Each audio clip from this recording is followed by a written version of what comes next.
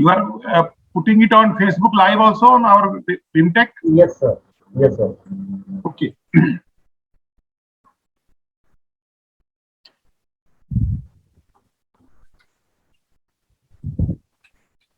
So we can start now.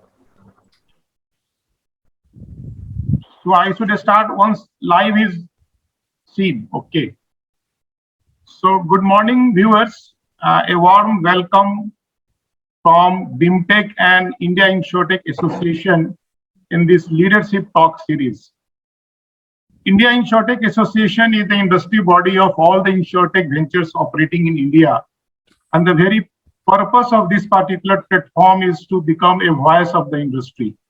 So this is being represented by very tech-savvy people who are trying to disrupt. I'm not saying disrupt in negative sense, trying to improve the working of the insurance industry, which is traditionally been seen as a legacy and a little bit slow-moving industry as such. Birla Institute of Management Technology is a B school from the BK Birla Group, and we are here for last 32 years. The best part and how we could associate with insurance association is that we have a full-fledged 2-year course in insurance, and that course is running for last 22 years. And in that way, we have also got a stake in the insurance industry, having contributed more than 1,000 people who are now part and parcel of the industry as such, as an alumni. So that's our background.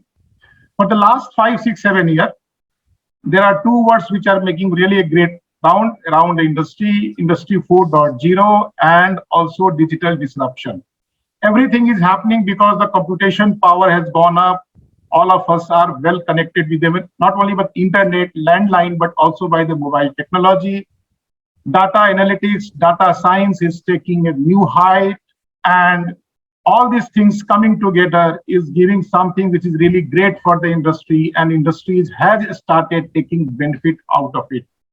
Within that big domain, ML, machine learning, artificial intelligence, these are the 2 words which normally we do not understand the difference between, but yeah, they have got the huge power of bringing a impact which will be long lasting. And to understand the impact or the use of artificial intelligence in general, and also because this particular session is about insurance as such, we have with us Dr. Nilesh Karnik, a person, an individual who is very known in this field of data analytics. Dr. Nilesh is having his PhD degree from electrical engineering from University of Southern California. His PhD thesis was on type 2 fuzzy logic. I don't understand that, sir, to be honest. शायद आप बताएंगे तो कुछ समझ में भी आ जाएगा. And he is one of the original contributor to this new system, I don't know how do you say, model or something. He was recognized as one of the top 10 data scientists in India in year 2015 by the Analytics India magazine. Before joining Aureus Analytics, which is a very big name in data analytics space, Nilesh ji has worked with Tata Infotech, GE Capital, Morgan Stanley, Mindtree Consultancy. So this is the brief introduction of Nilesh ji. The performer which we are going to follow is Mr. Nilesh will be talking maybe for 25-30 minutes about the subject matter, and then the floor would be open for the question answer session, and I will be moderating that particular part. So with this little introduction, I invite Nilesh ji to start his talk. Mr. Nishant sir को आप host बना दें. Do you have PPT, sir? Presentation? Yes. Yes. Can I project my screen? Co-host me. Okay. Nishan? Actually, I started projecting. It works.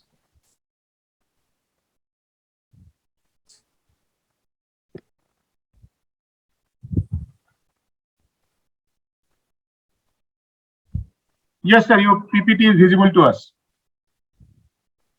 All right. Thank you very much. Shall I start?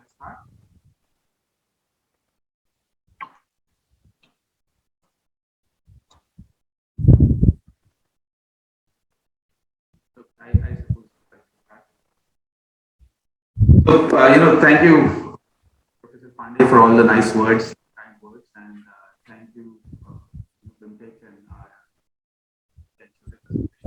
the opportunity to be here.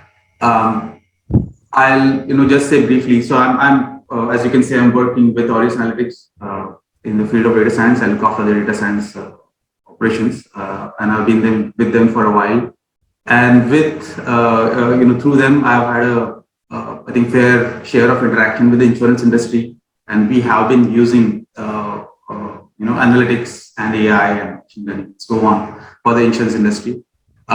So for in this talk, I'm going to sort of focus on some of the first principles. Like Professor Pandey said, there's a lot of interest in these words, AI, ML, and so on, but I'm not sure if everybody has the right background or they have the full understanding of what these mean. So I'm going to try and stick to the first principles as much as possible, and start with the basics. And if you can see the title, right, we're talking about AI, we're talking about insurance, and also talking about this personal touch or personalization. So I'm going to mention all of these things, what they mean to me, and then hopefully take the audience, give the audience a view of how AI is getting used, and also what goes under the hood, right? And my hope is you don't need a lot of background, either in insurance or in any of the technical fields, to understand what I'm saying. So that's how I've kept my talk in here. So let's proceed. I'm going to minimize, this window, and if something is not working, please interrupt me. Otherwise, we'll have question answers in the end, right? So to start with, let's look at what is AI, right? So let me see if I can get rid of this.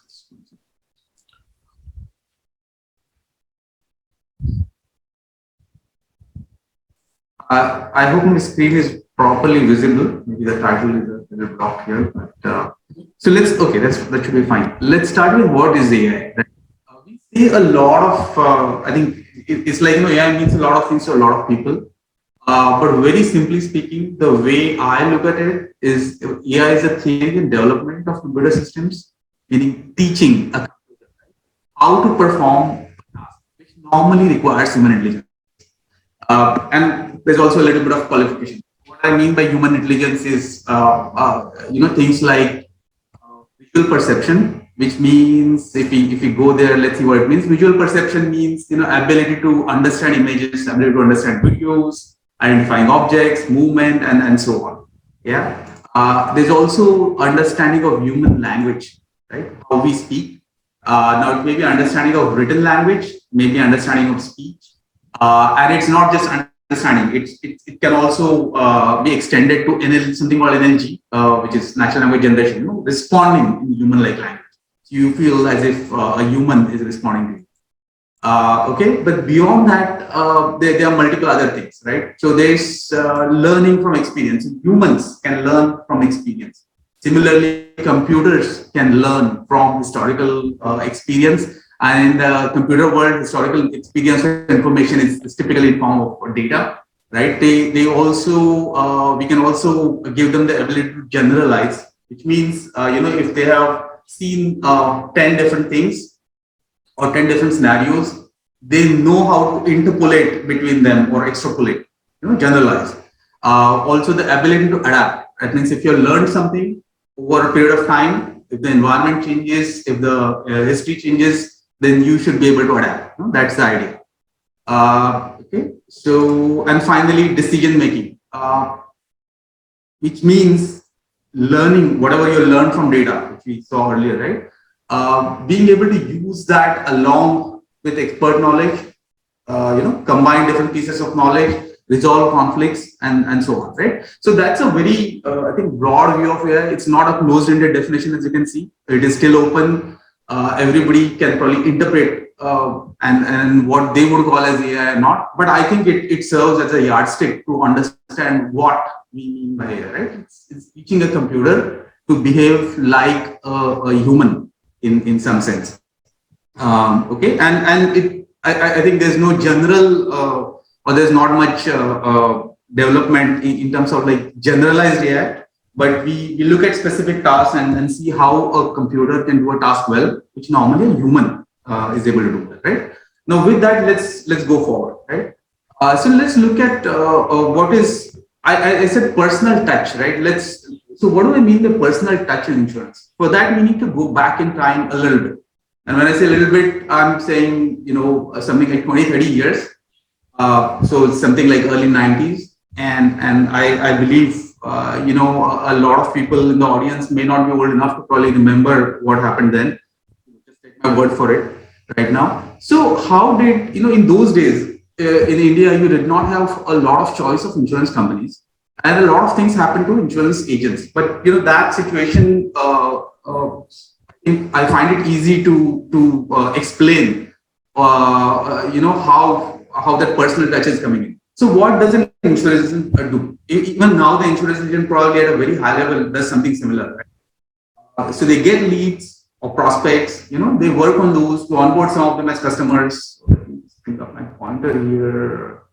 They onboard some of them. They get leads. They onboard some of them as customers. Once the customer is on board, they service their policies. So there are things happening here. They work on the leads. They qualify the leads, understand their needs. Whoever is on board as customer, they service their policies, they resolve queries, they try, make sure the customer is happy. They follow up for renewals. They make sure that the customers, or try to make sure that the customer renews their policies, they're retained as customers. If the customer is happy, they can sell more at appropriate times, and then the cycle keeps repeating, right? So you have a customer on board, you sell more to them. Perhaps if they're quite happy with your service, they'll give you more leads. So, then the cycle goes on here, right? So that's the overall function of a very high level, what an agent does. The agent did the same thing back then, right? However, in the older days, I'm talking about, right, what was the key differentiator was the agents provided a very highly personalized service. Right? That means the customers knew the agents really well. They often knew, each other's families. So there was a level of trust that the customer knew that or felt that the agent wouldn't give anything against their interest. Whatever they offered would be in the customer's best interest. And for a product like insurance, that was very big. So that kind of situation existed. And how was this personalized service from the agent's point of view possible, right? What made that personalized service possible? It was possible because the agents knew the customers really well. Like I said, oftentimes they knew the families, they knew what the customer was working on, they knew their birthdays, anniversary, kid birthdays, and so on and so forth, right? So with all of this knowledge, the agent was able to build that trust with the customer, and the customer also felt that they were able to get their needs fulfilled, right? So that was a picture which I think was, from a personalization point of view, that was a good situation. Now, the point I'm trying to make is, if we fast forward back to the present time, 30 years ago, we fast forward back to the present time, is that kind of scenario still possible? Yes, it is very much possible. Right? The only thing is, it is difficult to make it work through personal connects, right? Because if an agent or insurance company decides to still have a force of agents who are working personal connects, they won't be able to scale up that much. Plus, it's an era of everything happening digital, so a lot of things happen online. Customers expect, instant issuance, instant service, and at the same time, it's difficult for the insurance company to know who's sitting, the customer who's sitting remotely and doing transactions with them. So how can they still work, scale up their business, work in the digital environment, and have that personal touch back? Which is I think very important for a business like insurance. And that is where AI can help. I mean, that is one of the aspects that AI can help, right? So there are many other things it can help in, but I'm trying to bring in that aspect of personal touch, and I hope to give you a sense of how many of these things work under it while we talk about this.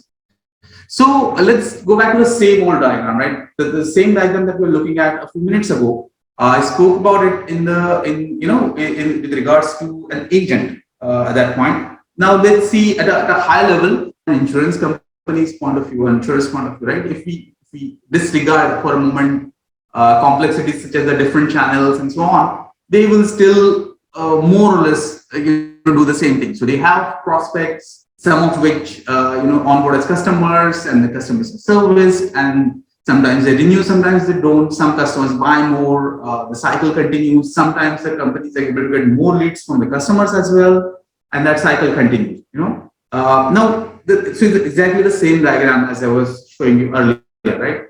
Now let's see how what all things AI can come in and assist here.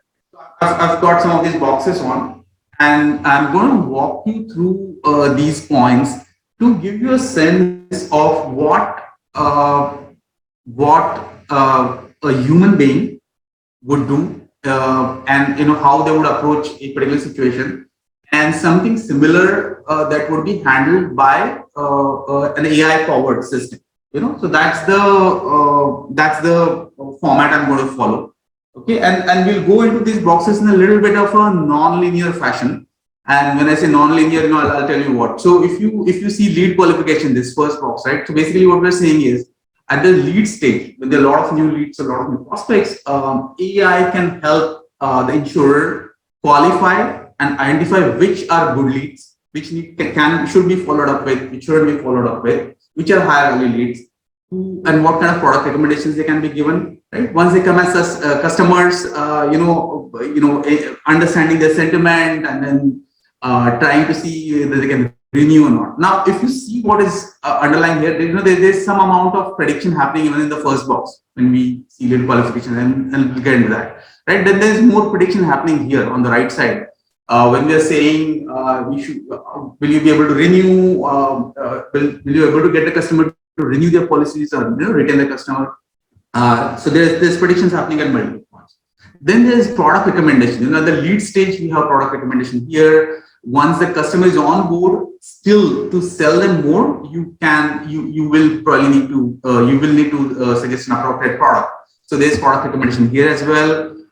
There is sentiment analysis. Then there is something I'm referring to as a household, but it's basically identifying if you can see connections between policies and identifying which policies possibly belong to the same person or the same household and so on.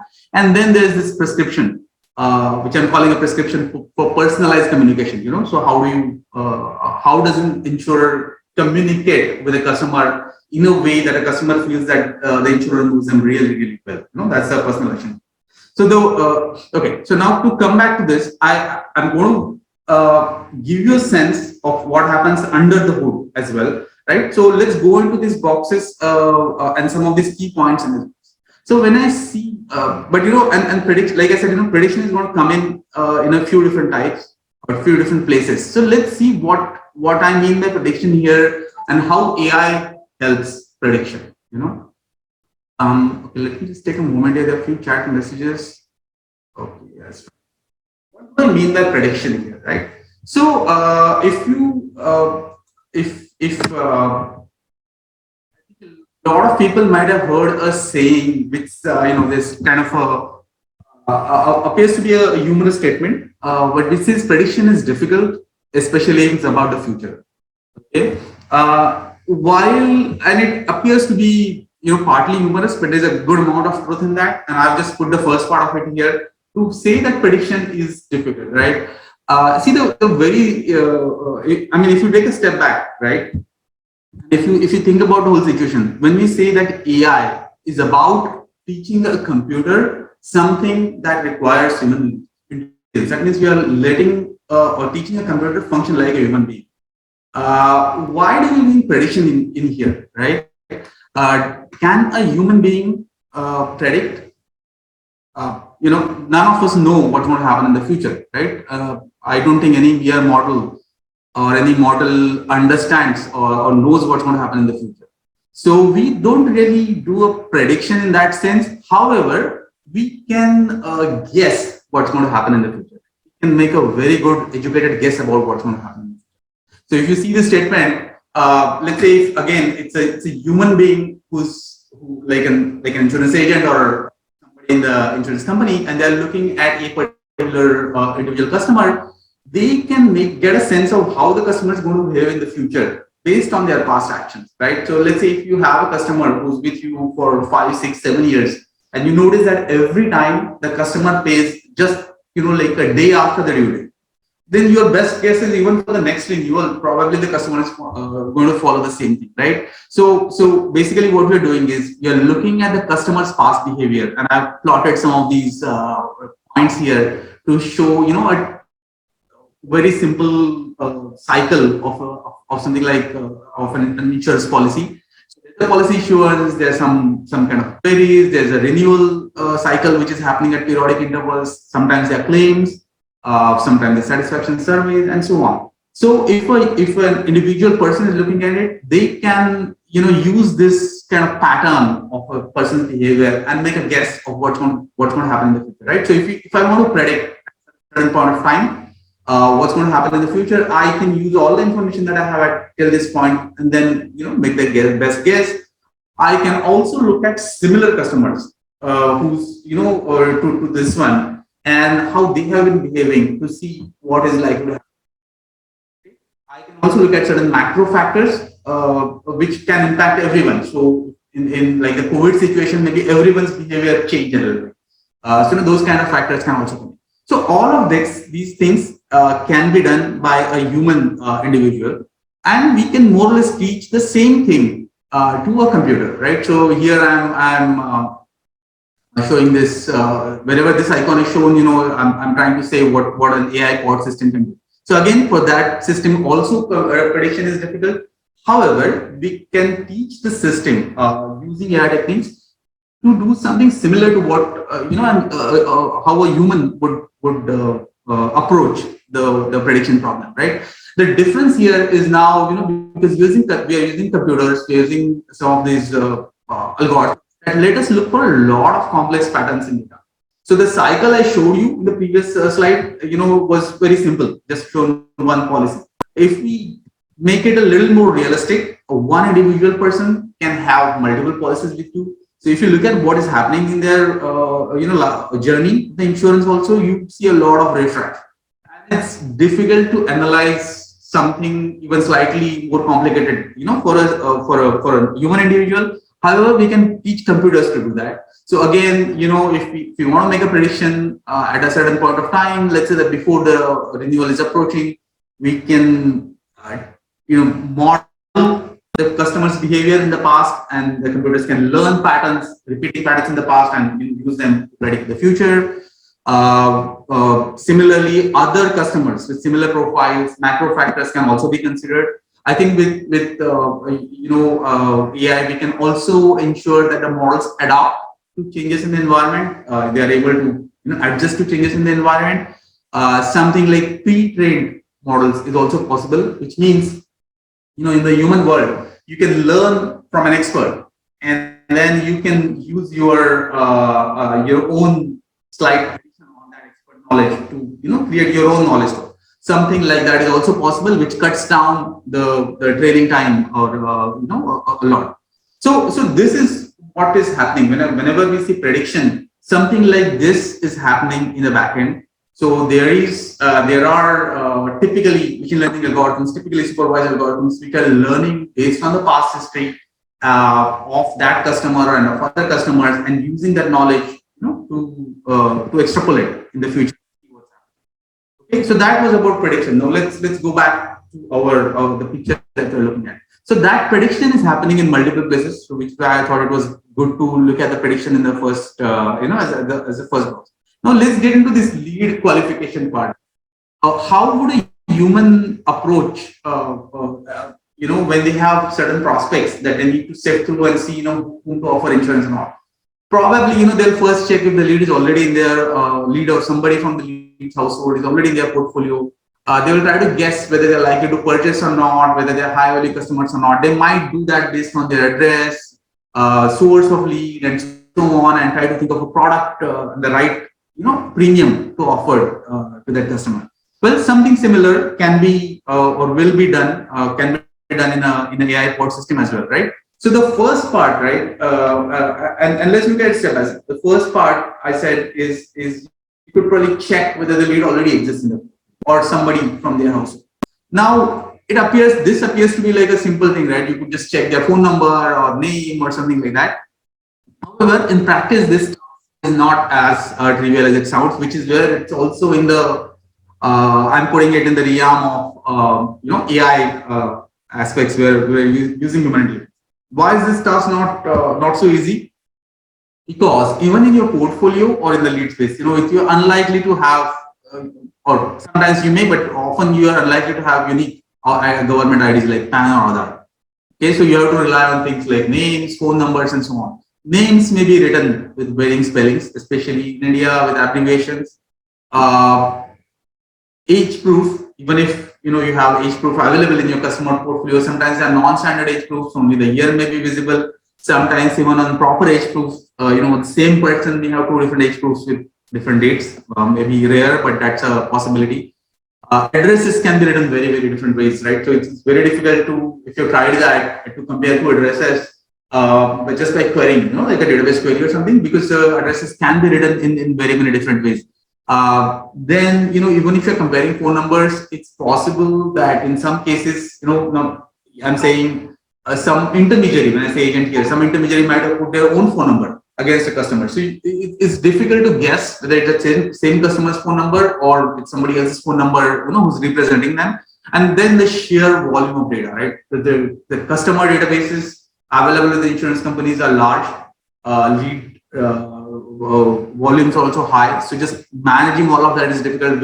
Which is where, identifying whether you have the same person in your database or whether somebody from the same household might be present with you is not a trivial task, and that itself takes its own logic and own algorithms and so on, right? So that's the dedupe part. But once you get past that heuristic, so once you figure out that maybe this is actually a new lead, what all things can you do with the AI powered system? So you can predict their conversion propensity, you can predict their lead value. Just like if you recall, I was saying an individual person can think about, is this likely to be a good lead?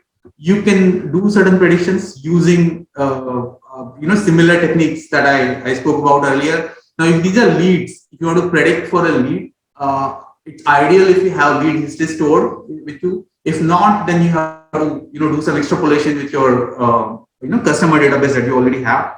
And once you do all of that, if you feel that they are worth pursuing further, based on these predictions, then there comes a question of product recommendation. The product recommendation would involve identifying or guessing, if you know what kind of risk cover do they already have, which means how much more do they need. If the lead is coming from a source where you have a sense of their prior insurance, existing insurance policies, you can make a guess here. Or if they're your customers already, then you have some idea, right? Then the products that you have to offer, you need to see which products match the leads profile. So, for example, certain products might be targeted for a population of 50 and above. You won't want to offer those products to somebody who's 30 years. So something like that. Then among the possible products, again, you can potentially predict whether this person who you have brought into this stage is likely to purchase the shortlisted products or not, and then goes into ticket size and so on.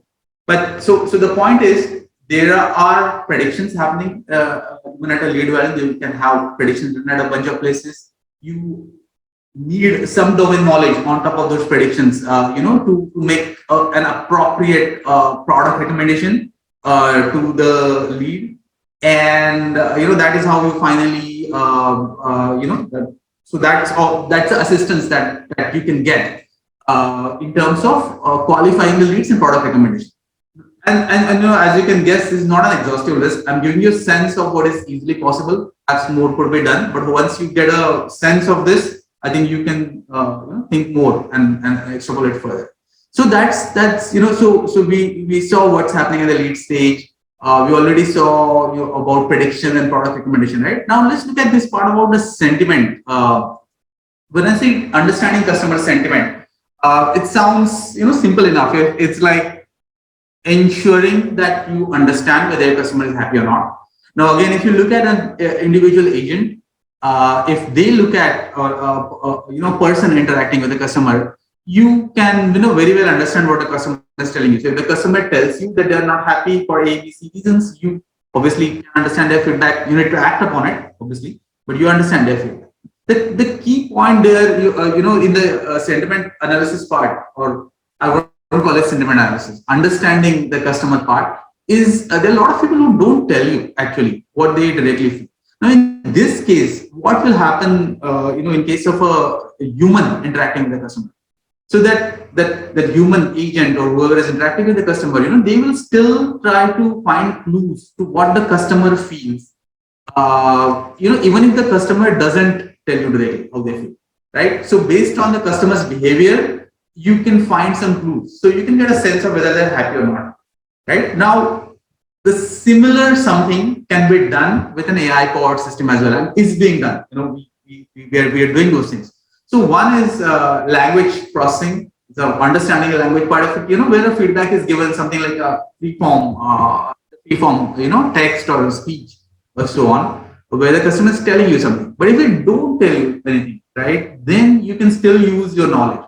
So a very simple example of this is, let's say, a customer, if I compare two customers who are very similar otherwise, however, one customer always pays on time, by the due date, versus the other customer, never pays till a lot of reminders are given, and they sometimes forget, they miss the date, and they have to be reminded often and so on. So if I were to guess which one of these is a happier customer, I would probably guess that the first one who's paying on time is more likely happy, right? That's the best guess I have, just based on this information. So something like this can be done across all the events in the customer journey, and that combined effect at a customer level can be interpreted to see whether the customer is happy or not. And then you can have more complications, like the same event might mean different things at different points. Somebody's not even interacting with you at all. There's no response to your calls, no queries. Probably that's not such a good idea. So you might want to get them to interact.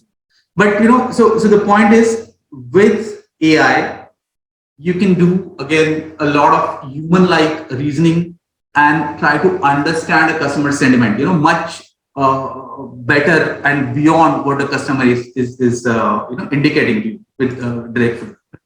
That is the customer sentiment part. We already spoke about the household here. When I said you could check the customer record or the lead record or the even existing customer record against other policies and see if you see similarities in the address, phone number, and so on. So that part is also taken care of. Now let's go to this personalized communication part, right? So with all of this, it's very important to make, like I said, that's where we all started, right? In all of this analysis, it's very important to make the customer feel that there's a personal touch, there's a knowledge of, so that the insurer knows the customer.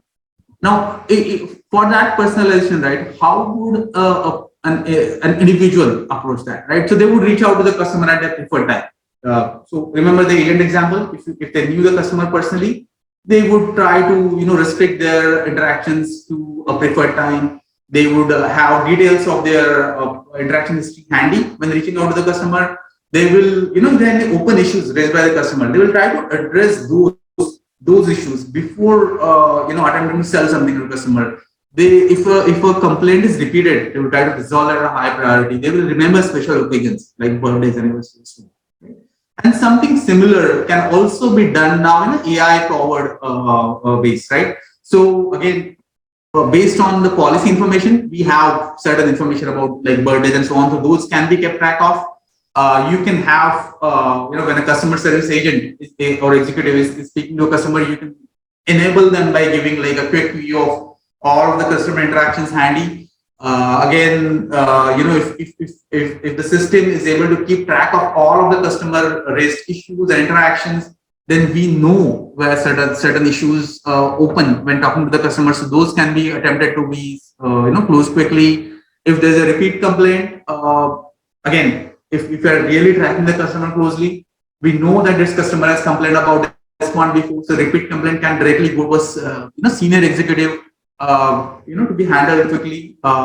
Attempts we could anticipate queries or complaints, right? As in something like prediction. If there's certain types of queries or complaints which most of the customers are facing at certain points of time, you can anticipate that using something like a predictive model. And obviously we can also keep track of things like preferred mode of interaction, preferred type of interaction, how do they like to pay, and so on. By keeping by really tracking how the customer is behaving. So, so the idea is all of these pieces of information. Now, the technology is allowing us to store the data. Now, if we need to analyze the data and extract all of this information and use it in a manner so that whenever the insurer is interacting with the customer, they are like really enabled. They know like perfectly what is happening with this customer, what is their preference, and so on. So the customer gets a feeling of that personalization, right? Now, the interest, we've been talking to the customer so far, right? But we also spoke about leads, and there's one just interesting point I wanted to highlight. Now, lead is a new customer. How do we personalize something for a new incoming person when we don't know much about them? Again, if you think of an example of an individual, they would probably look at the source of the lead, their address, to get a sense of the background, their affluence level, and what they're likely to buy. We could do something similar here. So we could, if we had history of past leads, we could have a based on that. If we do not have that, or in addition to that, we could still get some data from external sources and try to estimate how affluent the lead is, what kind of lifestyle they have. If we already have our customers with a similar profile like this lead, we can learn something from those customers and apply those, that information here. So again, the point is the personalization, this personalization or prescription for personalization can be brought in and we are at different levels. For an existing customer, it can be deeper. For a lead, maybe slightly, higher level, but something can still be done, right? So I hope this gives you a sense of what all things are going on underneath and how AI can be used at different points, and specifically this aspect of personalization, right? So just to recap, and without again going into too much details, from an AI or tech point of view to recap, right? What are the underlying principles that we're using here? So I'm listing some of them here, the key ones I feel.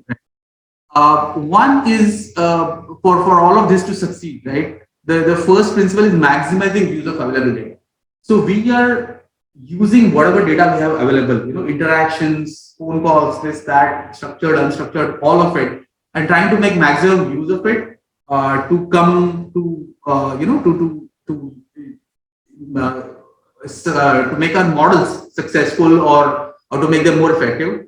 We are also potentially definitely looking to get data from other sources. Like I said, we could get some external data for let's say geographical sources to understand where a person is staying, based on person staying, are they affluent or not, and probably you can do more things there. So you can get more information. Once you have the data, you can have good ways of learning from the data. When I say good or smart, what I mean is adaptive ways, extracting maximum information, which can change, and you can have pre-trained models and so on, like I referred to earlier. Then using domain knowledge. We talked about insurance sectors. Using the knowledge of insurance along with the database inferences to put two and two together. That's really key. And finally, all of this it changes over time. So having a structure that can adapt over time, and that's really really important. And none of this would work, right, if we do not have the right technological infrastructure to support this. What do I mean by right tech infrastructure? It's a few points here. You need to process large volumes of data, with all of this. So that ability is required. Oftentimes, you need real-time inferences. So the prediction has to work real-time. You need you need answers quickly. You need to be able to integrate with different systems, with the insurer or in the environment. So this is really crucial. So when we typically talk about AI, people would think of these points 3, 4, and 5. It's like learning from data, using domain knowledge, with data inferences, and ability to adapt. But if we don't do 1, 2, and 6 well, these are probably not going to be that effective. So my recap is, I've tried to give you a sense of use of AI for personalization and the insurance industry, and we hurried over things a little bit. But the key principles from AI point of view is, if you're able to get all of this right, then we'll definitely get there. So I think that's pretty much where I, wanted to walk through today. And I hope I've been able to give you all a sense of some of the use cases where AI is being used, and especially from personalization point. Yeah, so I'll stop there, and I hope we still have some time left for interaction. Yes, sir. Thank you. Hello. Thank you, sir, for this nice presentation. You can stop sharing your screen. Yeah. So I request all the people who are attending this particular seminar to kindly share their questions in the chat box itself. So I have got few questions from my students because we have a class-specific WhatsApp group also. And the very first question is, normally for people like us, machine learning and AI is more or less same. The question is very specific, sir. Where does the ML stops and AI starts? It's a very interesting question. AI, if you recall, the definition at a very broad level, I like to look at it from a use case point of view. So AI is where we are able to teach a computer to behave or not behave, to use some kind of reasoning like a human being. Okay, machine learning is a set of techniques which is typically under the umbrella of AI. I mean, you could use them for something else, but typically under the umbrella of AI. So the way I look at it is, machine learning are the techniques which are allowing you to learn from data. Okay, and you can use them creatively to either predict, like we were talking about prediction, or do something like image classification, where we are not actually predicting, we are just identifying what is in the image, but techniques can be similar. So machine learning are techniques to learn from data.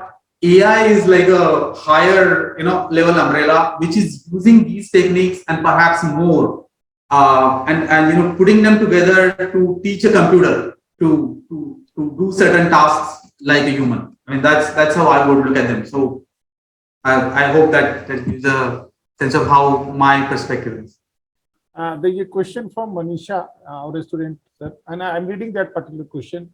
Is there any way out in artificial intelligence to use data from previous applications that has been approved or rejected for predictive analysis, helping in underwriting or claim management?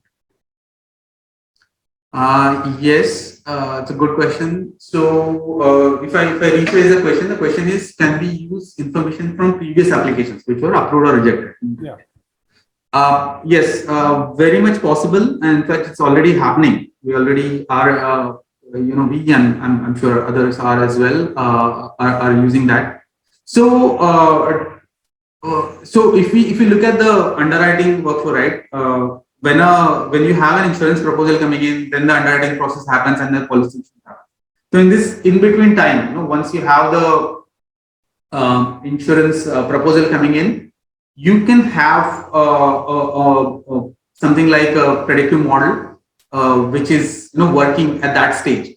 And this predictive model can learn. When I say can learn, can be prepared by learning on your previous history. So to give you maybe a more concrete example, let's say let's say a particular insurer wants to predict whether a particular proposal is likely to be passed or failed, or rejected.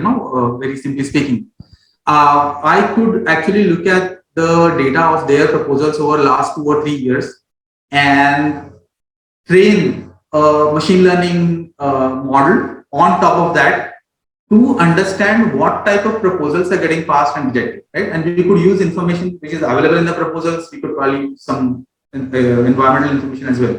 But once that model is ready, you could then use it and deploy it in your system, so that as soon as you have a new proposal coming in, the model tells you, gives an indication that, okay, based on the past history, looks like this is a good proposal. You have always pass these kind of proposals, so this may be passed quickly, and that indication can be used in your underwriting workflow to proceed further. So the short answer is yes.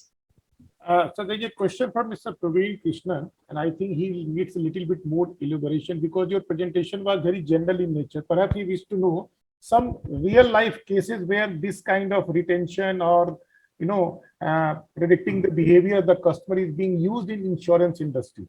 Theoretically, yes, possible, but what is the extent of use of such technology, such model in Indian context as of now, sir? Maybe this will vary from the line of business. It can be much more in motor insurance, but may not be that great in life insurance as of now. So perhaps it needs a little bit elaboration. Sure. So I'll talk about some of those things. So a lot of these things are being used to a good extent. Okay, so I'll give, and maybe I'll start with some examples from the life side. We spoke of the issuance part, just now. So we see a lot of application of machine learning models to assess risk at the pre-issuance stage itself. So often, what insurers like to do is they want to get a sense of whether a particular insurance proposal, is likely to be risky down the line. And if they get an indication it's likely to be risky, they would want to not issue it quickly, but investigate it, and only if they're satisfied, then issue it. Otherwise, not issue it, basically. Right. So a lot of use is happening at the pre-issuance stage. And there, so basically the models are trained on historical data of that insurer's, previous behavior. So what kind of proposals have seen claims coming in early on, or what kind of proposals have seen certain kind of fraud, etc. And that information, the model can be trained with that information. It can run pre-issuance and give a risk indication, which gets used in the underwriting workflow, right? So that is something that is very commonly being used. Beyond issuance, when the customer comes on board, there is, often renewal is a big process, for persistency, getting customers to renew. And especially the first year, if you see a 13-month renewal, right, there's a lot of focus on 13-month persistency. And because the customers are new, it's an annual policy, they'll be renewing for the first time in the 13-month renewal. So at that point, you don't really know how the customer is going to behave, which is where, insurers use a lot of these models to predict which policies are likely to pay or likely to pay on time, which policies are not likely to pay on time. And then what they'll do is they'll use that forecast or that prediction to, optimize their follow-ups. So to give you an example, if there are certain policies that are very likely to pay on time, then probably those can be given some soft reminders like messages or so. Some which are not likely to pay on time, you can have a higher level of follow, maybe have do more calls to get more out of them, So those kind of tactics can be used. Even beyond the first year, right? Let's say the customer is with you for 2 or 3 years, you still have to collect the premium, right? So even at that stage, a lot of models get used. So a lot of predictive modeling is getting used for insurance renewals as well. Similarly, a lot of, if the policy lapses, so somebody, let's say, does not pay in time, it goes beyond the timeline, the policy lapses, a lot of those policies can be reviewed as well. And typically what happens is, the lapse space is pretty large. So following up with all of them is not possible. So again, insurers use a lot, predictive modeling to understand which of these lapse policies are likely to revive faster. So they'll put, more effort there, get them done quickly, or they'll again optimize it by dividing them appropriately against, different call centers for follow-up, so that you can, have more revivals coming out of lapses, right? Similarly, for surrender risk, surrender is also an issue, right? Now, a lot of people surrender, they may not. So they may surrender because they need money, they may surrender for a variety of reasons, but there are predictive models being used to assess the risk of surrender, so that that this is a good customer, as he or she has been on board for a while. But if you see a high risk of surrender, then perhaps you can engage with them in some subtle way, and try to retain them, try to avoid surrender. So this is like the persistency part, so all of this predictive modeling is being used to a large extent there. Even for selling more, you have upsell or cross-sell campaigns. You have a lot of these predictive models working in the background to identify which customers should be targeted and what should be sold to them. The product recommendation part I told you about. So those are also being used. When maturity approaches, right? Which customers, let's say a policy is about to mature, somebody is going to get money back from a policy, right? Can you sell something more to them so that they buy another product with you, and you retain them as your customers? That's like a win back case. Predictive modeling is used there as well.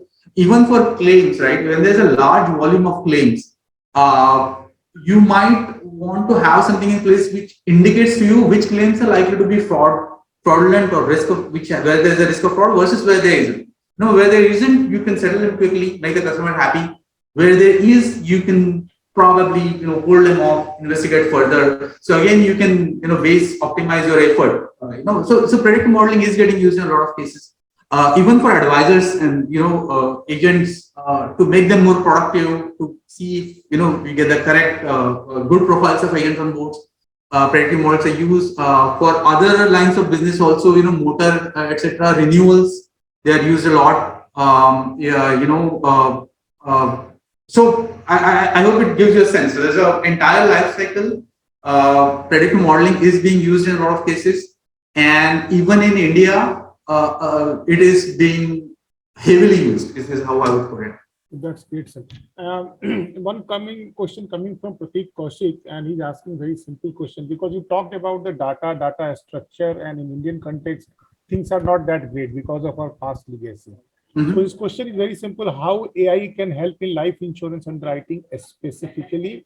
What could be the impact of same in coming future? I mean, perhaps he's asking how quickly can we start getting the real benefit of AI? Because still, sir, the proposal form structure of all the insurance companies are different. It is product-wise, it is different. In spite of one effort by IRDAI long back, maybe 6-7 years back, of having a common questionnaire that was not used by the industry.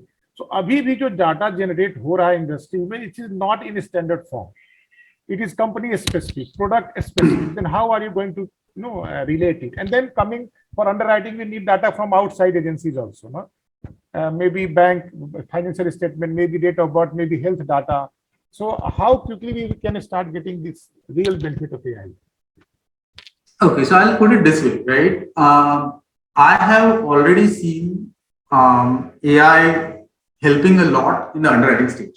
Okay, so with all the limitations that are present now, there is still a good attempt to use AI at underwriting stage, so that good or riskless policies or risk-free policies can be issued quickly. Good customers can be given the benefit, and only investigation can probably only have focus on problematic pockets, right? So it's already there.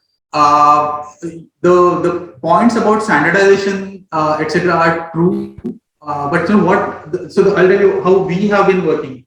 So as at RBS, right, when we work with an insurance client, we are basically largely focusing on their own data. Partly because obviously, if you have multiple clients, we still are not, we still cannot mix their data. Their data sets are all completely independent and separate, and there's no mixing within it. However, based on each insurer, because we have worked with some of them, we know that what aspects of data are likely to be more important versus other, in different stages. So we try to bring in that knowledge, right? However, so there is some amount of different data structures for different insurers, but that can be, I think, overcome relatively easily.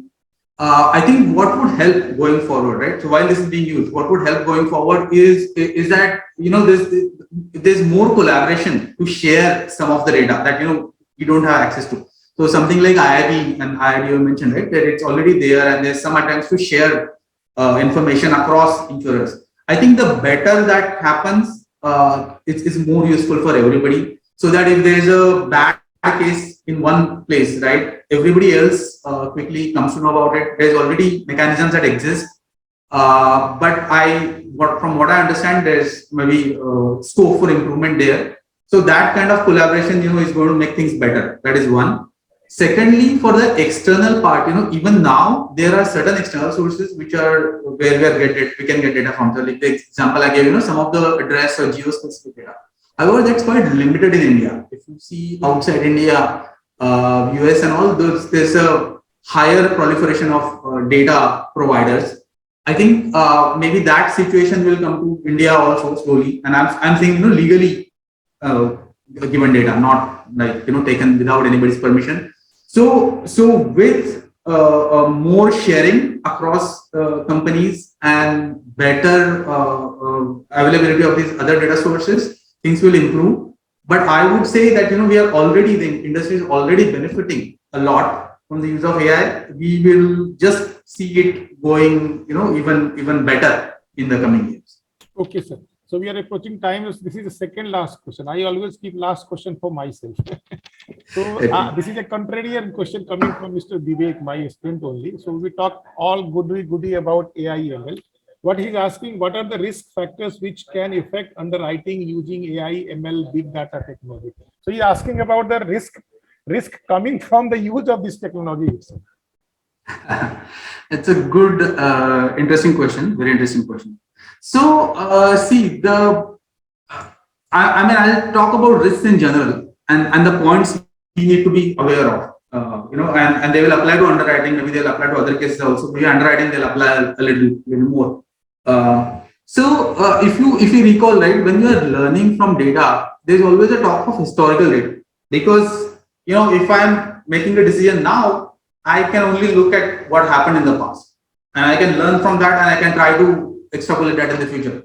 So one big assumption there is what happened in the past is repeating, and that will something repeat in the future also, right? So these algorithms, and when we do the training, right, we take a lot of care to see that we don't pick up any transient patterns, or the algorithms don't pick up any, transient patterns, but take up repeating patterns. But still, there is that assumption that the past situation is going to continue in the future. So if there are any big changes in the environment, something that is like largely changing the environment or people's behavior, then your models may not work as well, because your models have taken something from the past and they are trying to apply it to the future where something has changed in the future, right? So that is one thing that we have to be cognizant of. So we have trained them on something and they are in some sense limited to that. So when we use this also, I think the human management or their interpretation of the model output and how to tie it up with the external factors, that becomes very, very important. So I would say this is the main thing. Second, while I spoke about past and future, right? Even when we speak of data sources, let's say if I train my model on a portfolio which is completely urban, and I'm trying to then take it to a rural part of India and use it there, it might not do so well, because while it's not a question of past and future, what I learned in the urban scenarios may not apply to rural scenarios.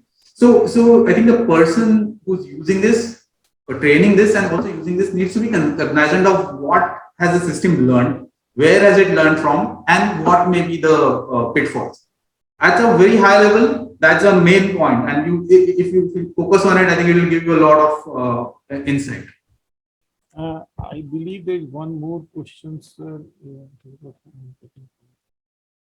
Okay.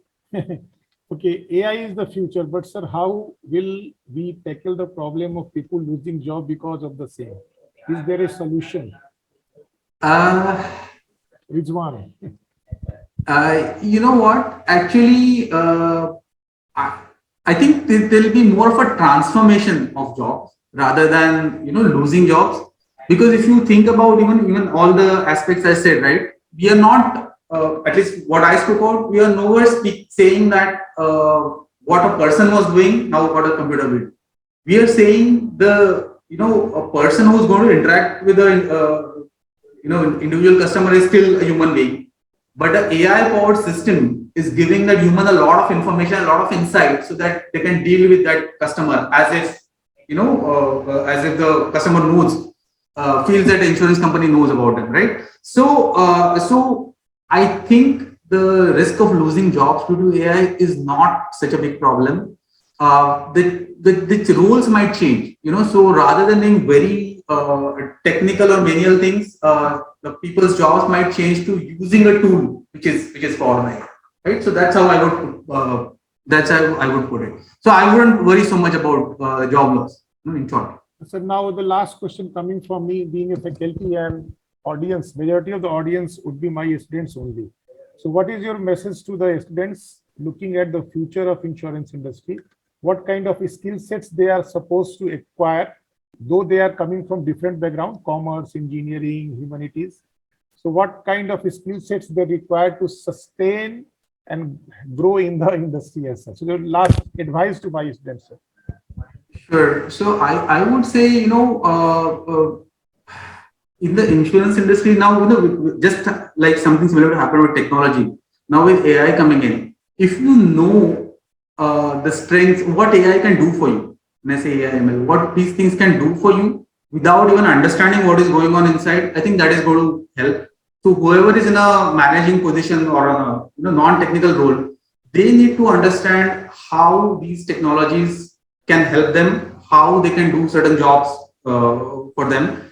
And if you understand that part well, I think you will be in a good position to benefit from it, and not at risk.